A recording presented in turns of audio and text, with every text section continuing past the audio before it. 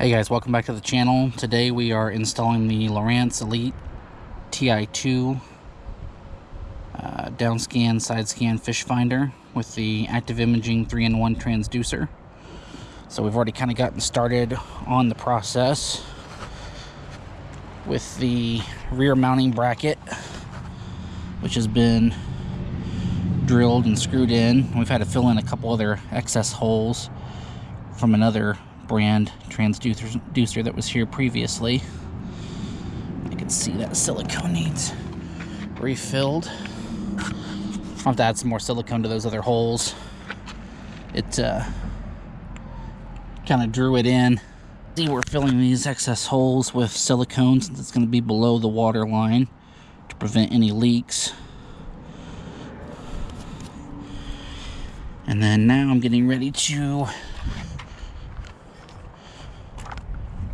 finish dropping the mounting plate onto the actual transducer, and then we'll show how that's going to get wired up through the boat. Alright, now that we have the mounting plate on the back of the transducer, we'll have to connect it to the other mounting plate. You want to run your wire up through this hole here, and then take your M6 screws and the corresponding nuts and attach those here. And once you have your transducer mounted flush, you will want to go up to the console and mark a spot where your bracket is going to be drilled through. Anytime working with fiberglass, it's good to tape off an area just to keep it from splintering or cracking. So we're going to go ahead and drill the hole for where this mounting bracket is going to go in.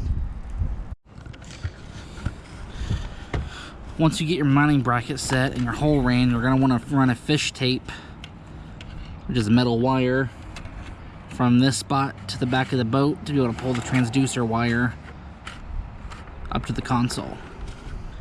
As you can see here, we have the transducer wire running up the back of the transom in through the cable collar, and it's run through the inside of the boat,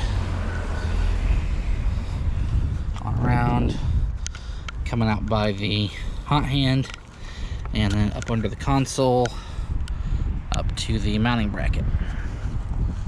As for your power cord, you'll want to run the pigtail through the console and then use the terminal splices and some heat shrink to connect the fuse in line before you run your positive wire back out to the battery. Okay guys, we had to move the boat into the barn because of some oncoming rain, so I'm not sure how well you'll be able to see this, having to use the flashlight. But the next step you'll want to do is, we've got our wires, positive and negative here. We've got the ends connected on and shrinked. So we're going to get those ready to connect to the battery down there. Alright, then once you get your power hooked up, you want to hook up your cables in the back. Get your transducer cable hooked in to the transducer port, and then the power cable to the power port. Just line up the red pins. Alright, once you get your cables hooked up in the back, you'll want to go ahead and power on your unit. Go ahead and accept our warnings. Skip the app for now. Okay. So you can see we've got our down scan, our 2D, and our side scan here. And here's where we want to start making some adjustments, because out of the box these units are abysmal at best. Okay, so the first thing we're going to do is we're going to hit the page button, and we're going to want to go ahead and set up our chart. So we're going to select the chart. Under more options, we want to set up our orientation. North up means you're always going to be facing north. course up is following the direction of the course, and then heading up is a lot more like your GPS in your car. So I'm going to select the heading up option, which I already had set. So go back, and then I'm also going to set this for look ahead. That way, as you see, when you turn off the look ahead, it sets you in the middle. With look ahead, it gives you a bit more space running ahead, so you don't, run off the lake essentially. Alright, from here we're going to go ahead and customize some of the overlays. So we're going to want to hit the power button again. Select edit overlay. And this can apply to Humminbird units, Garmin units. You'll just have things in different places. We'll want to select configure. So I want to click add. So we'll want to add, we currently have speed. We'll want to add our sonar, so we'll want to see our depth. So we'll go ahead and check that. I also want to select our time. Very important, especially if you're doing tournaments.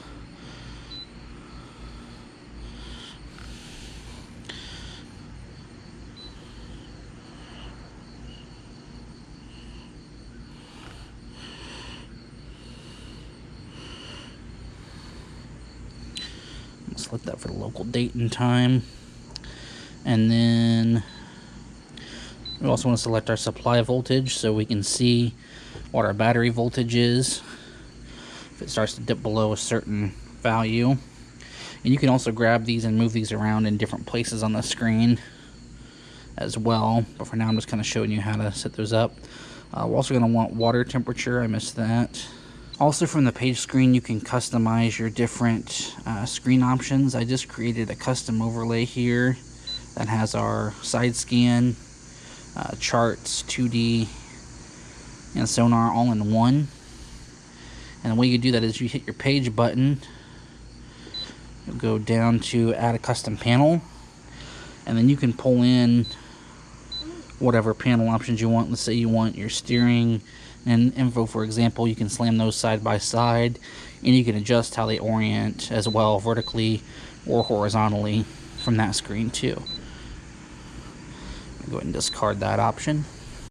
Now when you make a custom panel and you go to do your overlays, you'll have to put in that same information again, and then you can actually move these around, like this date and time I have over here. I actually want to make that bigger, so if I can hit the plus button, I can actually make that more legible, and we can move that down a hair here as well. You see I've got my voltage, my water temp, all of that right in here as well. And then when you want to save that, you can just select to save, and then we're going to select our color palette, and from here you can select various palettes. I think number 10, that sort of brownish setting, is the one that I've preferred to use in the past. We also want to set up some for our notifications for alarms. So if I hit our page button, go back to our settings, scroll down here to alarms, we've got siren enabled, and we want to select the specific settings here. So I've got our shallow water set to 3 foot. We also want to take a look at voltage. So we just want to set our high voltage, our low voltage. Those values are good, 18 volt and 11 volts, so we're going to leave those the same.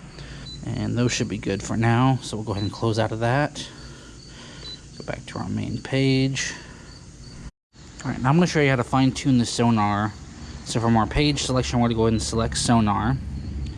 And for our mode in Lowrance's language, general is basically, anything over 100 feet. So we're going to want to select shallow as our range, because we're not going to be fishing depths that deep.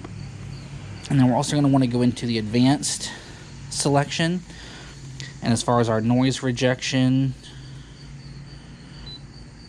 for surface clarity, we want to turn that off so we're not getting the extra noise there. We're also going to turn up the scroll speed to 3, which is 2 bumps of the plus setting. Alright, I want to go back twice to get to our main screen here. We're going to pull up our regular options, and we're going to select our palette. From here you can choose the color. I'm going to select number 13 because it shows darker as a harder bottom and softer bottom lighter. Unfortunately, I'm not out on the lake right now, so you're not going to be able to see that, but 13 is going to be the best setting for that. So we'll go ahead and go back. One thing you want to do to make sure you're getting the maximum view is on any one of these screens that you've created or preset, if you grab this toolbar to the side, you can slide it out of the way so you get more of your actual charts on the screen. So these have just been a few settings that I've gone through and found that would help me getting better clarity on the water with my unit. You know, you can translate the same information over to a Humminbird unit or a Garmin unit, you know, as I've mentioned as well. So once again, guys, I really appreciate you checking out the video, and I look forward to seeing you on the next one.